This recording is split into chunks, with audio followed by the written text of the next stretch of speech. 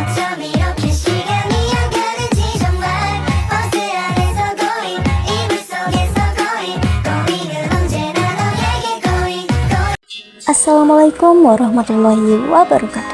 Saya Salma Mbak Baharudin dengan NIM 2305015020002 dari Program Studi Pendidikan Bahasa dan Sastra Indonesia kelas A. Pada kesempatan kali ini saya akan membahas mengenai ciri-ciri prosodi atau suprasegmental dalam bahasa Indonesia. Sebelum itu, yuk kita cari tahu bersama apa sih suprasegmental itu. Suprasegmental adalah unsur bahasa yang tidak dapat disegmentasi, artinya tidak dapat dipisahkan dari bahasa. Jadi, unsur suprasegmental ini bekerja atau berlangsung sewaktu bunyi segmental diproduksi. Unsur suprasegmental yang disebut juga ciri-ciri prosodi dapat diklasifikasikan sebagai berikut. Nada.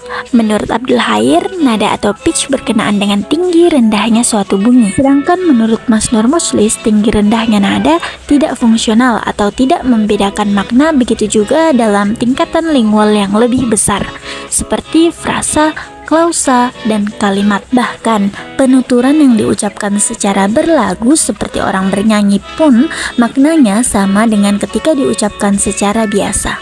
Variasi nada yang menyertai unsur segmental dalam kalimat disebut intonasi yang biasanya dibedakan menjadi 4, yaitu nada rendah ditandai dengan angka 1, nada sedang ditandai dengan angka 2, nada tinggi ditandai dengan angka 3, dan nada sangat tinggi ditandai dengan angka 4. Selanjutnya ada tekanan. Menurut Abdul Khair, tekanan atau stres menyangkut masalah keras lemahnya bunyi. Bunyi segmental yang diucapkan dengan arus udara kuat menyebabkan amplitudo melebar dibarengi dengan tekanan keras. Sebaliknya, bunyi segmental dengan arus udara yang tidak kuat, amplitudonya menyempit dan dibarengi dengan tekanan yang lunak. Sedangkan menurut Mas Nur Muslis, tekanan berfungsi membedakan maksud dalam tataran kalimat atau sintaksis, tetapi tidak berfungsi membedakan makna dalam tataran kata atau leksis. Jadi dapat disimpulkan, hanya kata yang dianggap penting saja yang mendapatkan tekanan atau aksen. Contohnya pada kalimat dia memancing ikan itu. Kalau tekanan diberikan pada kata dia, maka yang memancing ikan itu adalah dia, bukan orang lain. Kalau tekanan diberikan pada kata memancing, maka dia melakukan kegiatan memancing, bukan menyembelih atau sebagainya. Dan kalau tekanan diberikan pada kata ikan, maka yang ditangkap adalah ikan, bukan ayam atau yang lainnya. Selanjutnya ada durasi. Menurut Abdul Khair, durasi merupakan panjang pendeknya atau lama singkatnya suatu bunyi diucapkan. Dalam bahasa Indonesia, durasi tidak bersifat fonemis atau tidak dapat membedakan makna. Tetapi dalam beberapa bahasa lain seperti bahasa Arab, unsur durasi bersifat fonemis. Sedangkan menurut Mas Nur Muslis, durasi merupakan panjang pendek ucapan yang tidak fungsional dalam tataran kata tetapi fungsional dalam tataran kalimat. Contohnya ada kata jatuh, yang jika diucapkan dalam durasi yang berbeda maknanya tetap sama, baik durasinya panjang maupun pendek.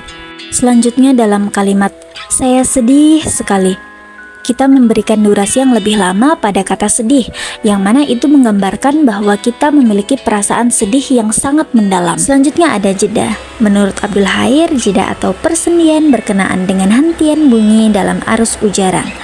Jeda ini biasanya bersifat penuh atau bersifat sementara, dan biasanya dibedakan adanya sendi dalam dan sendi luar.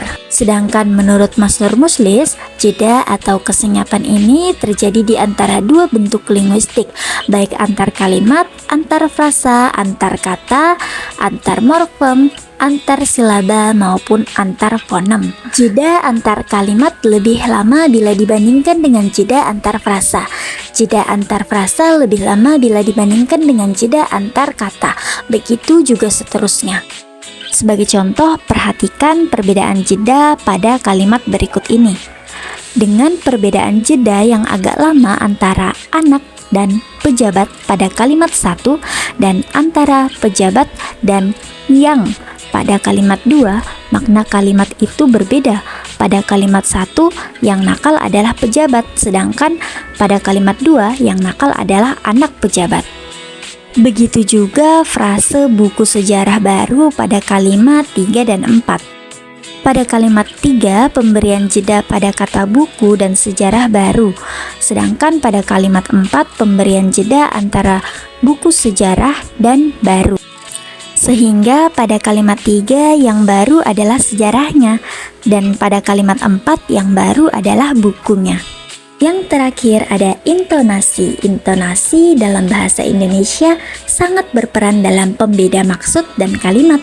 Bahkan dengan dasar-dasar kajian pola-pola intonasi ini, kalimat bahasa Indonesia dibedakan menjadi kalimat berita, deklaratif, kalimat tanya, interrogatif, dan kalimat perintah atau imperatif.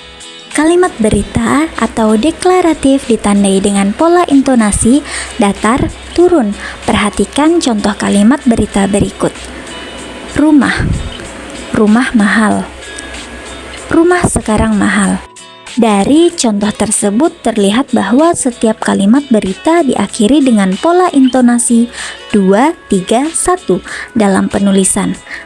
Pola intonasi kalimat berita ini dilambangkan dengan tanda titik tunggal. Selanjutnya ada kalimat tanya atau interrogatif yang ditandai dengan pola intonasi datar naik. Perhatikan contoh berikut. Rumah. Apa rumah sekarang mahal? Rumah sekarang apa mahal?